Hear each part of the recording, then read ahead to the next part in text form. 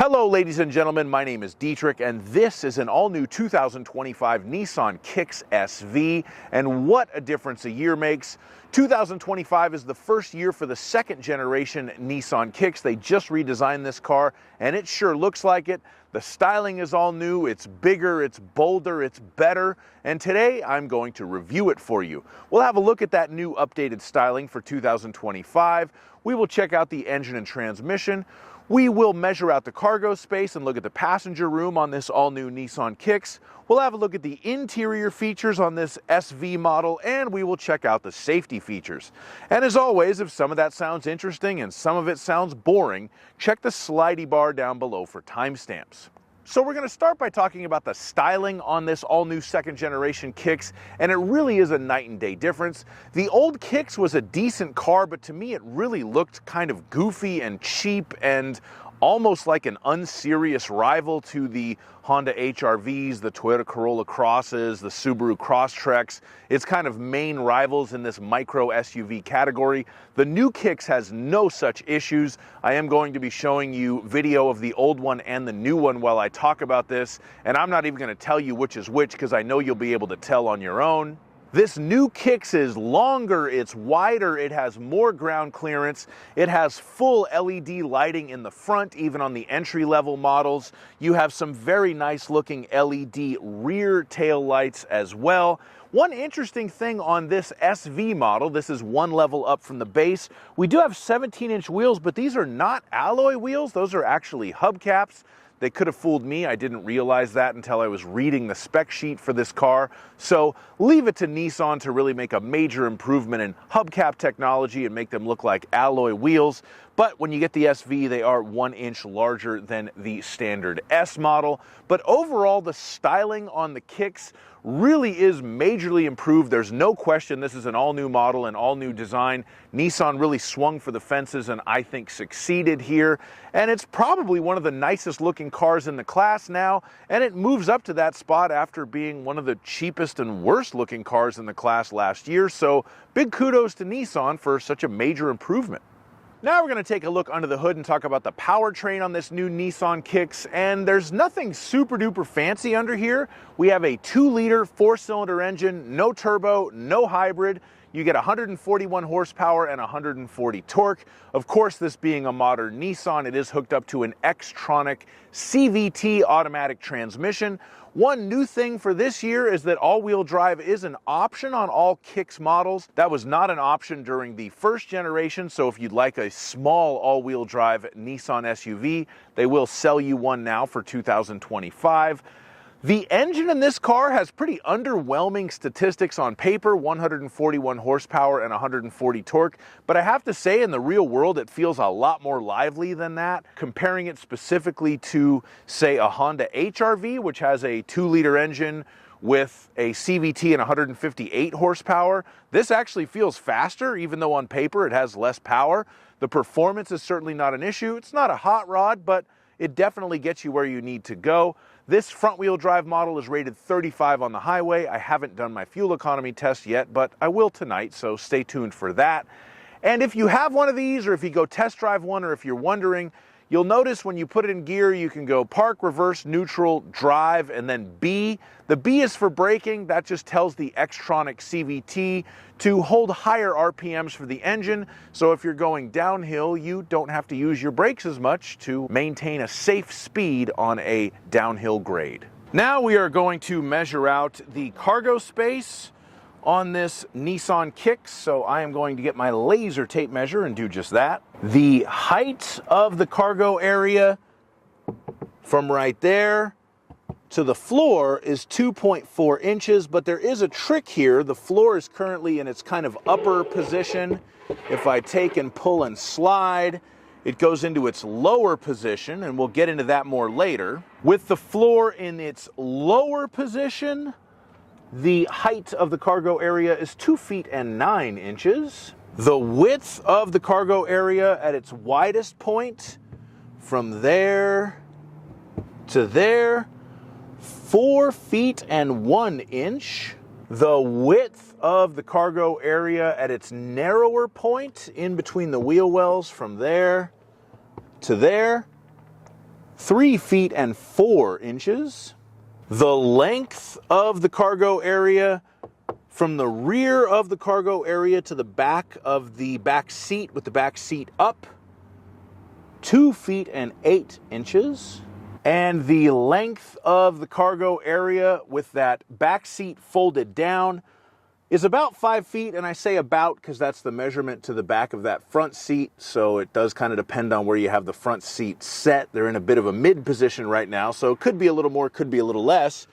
You will notice we have a giant hump in the cargo floor with these back seats folded down, unless we go ahead and put that cargo floor back in its upper position, and now we have a relatively flat load floor.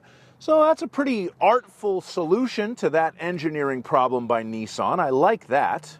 And if you need to lift something into the back of your new Nissan Kicks, you'll need to lift it 2 feet and 7 inches off the ground. And just for fun, if we look under here, we do have a spare tire. It's a Space Saver spare, but we do have a spare on the new Nissan Kicks. I have a plane flying overhead, but there's your cargo area. Now we're going to measure out the passenger space in this car, and for this test I use myself. I'm 6'5", so let's see if I can sit behind myself in a new Nissan Kicks.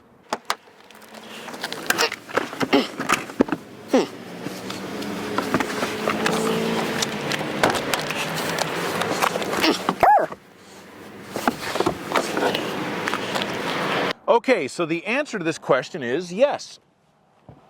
If I sit in the front, I don't have a ton of room, but I'm sitting upright. My knees are not touching the dash. My head is not touching the ceiling. And if I move into the back,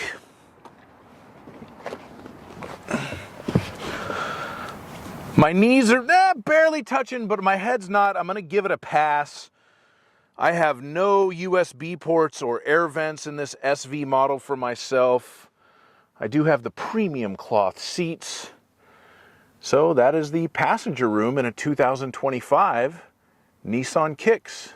Now we're going to move into the interior and talk about the features you get on this SV model. If you're wondering what SV stands for in Nissan world, it's standard value. So let's see what value there is. The first upgrade you get with the SV model, you'll notice right away when you get in the car, is the intelligent key with approach unlock and walk away lock. And of course, this also gets you push button start. So if you don't want a standard key that you have to put in the ignition and turn, you'll have to step up to the SV model. Once you're inside of this SV, you will notice the premium cloth seats. They are very comfortable and have a nice little pattern on them. And as far as cloth seats go, they do feel pretty premium with the contrasted stitching that they have. For me, the biggest reason to upgrade to this SV model would be to get the 12.3-inch touchscreen with the wireless Apple CarPlay and wireless Android Auto included. If you go with the standard S model, you just get a 7-inch touchscreen with no CarPlay or Android Auto. So that is a big reason to upgrade to this standard value model. You also get AM, FM, and satellite radio on this 12.3-inch touchscreen. AM, FM radio is standard on the S model, but the satellite is an upgrade when you go with the SV. Whether you get the S or the SV, you get this 7-inch multifunction information display. It looks like a full set of digital gauges, but you'll notice that just the part with the tachometer on it is really the digital display. The rest of it is a very simple LCD speedometer and fuel gauge and odometer. It looks at first glance like a full set of kind of digital gauges, but it's a little bit more basic than that. But at any rate, for a car of this price point in 2025, I think it does play the part well, and it looks very nice and does feel like an upgrade over standard analog gauges. You also get wireless charging and 2 USB-C fast charging ports on this SV model. And there's a bunch of other stuff that you could get as an option if you wanted heated seats, or if you wanted an auto-dimming rearview mirror, or if you wanted a panoramic moonroof or all-wheel drive. Those are all things that you could get as factory options on this SV model, but this particular car that I'm sitting in doesn't have them, so I'm not going to show them to you. Now we're going to move on to the safety features, and for 2025, all Nissan Kicks come standard with what Nissan calls Safety Shield 360. This gives us the brake assist, which is the forward collision warning and the emergency braking. high beam assist so it can dim the high beams when oncoming traffic is coming and activate them when there's nobody in front of you. We have blind spot monitoring, lane departure warning, intelligent cruise control so that we can maintain a distance from the car in front of us, and the car can also bring itself to a complete stop.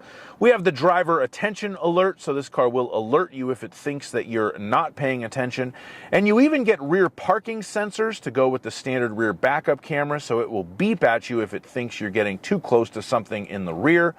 This is a pretty good suite of standard active safety features, and one thing I'd like to point out, everything I just mentioned is standard on the S as well as the SV. None of those items were upgrade for the kind of next package up that we're sitting in. So even if you get the most basic model, you do get all of those safety features standard, and I give Nissan kudos for that. Thank you so much for watching my review of this 2025 Nissan Kicks. It is a massive improvement over the previous model. I did review one of the first generation Nissan Kicks. It was actually a 2024 model. I did that at the beginning of this year. So I'll put a link to that video as well as a test drive video and some other videos in the description for this one. So if you'd like to watch me yammer on about compact Nissan SUVs for a little while longer, check the description for links. Please like my video and subscribe to my channel. And have a great day. Bye-bye. Nissan Kicks for 2025 comes standard with what Nissan calls the safety. Now we're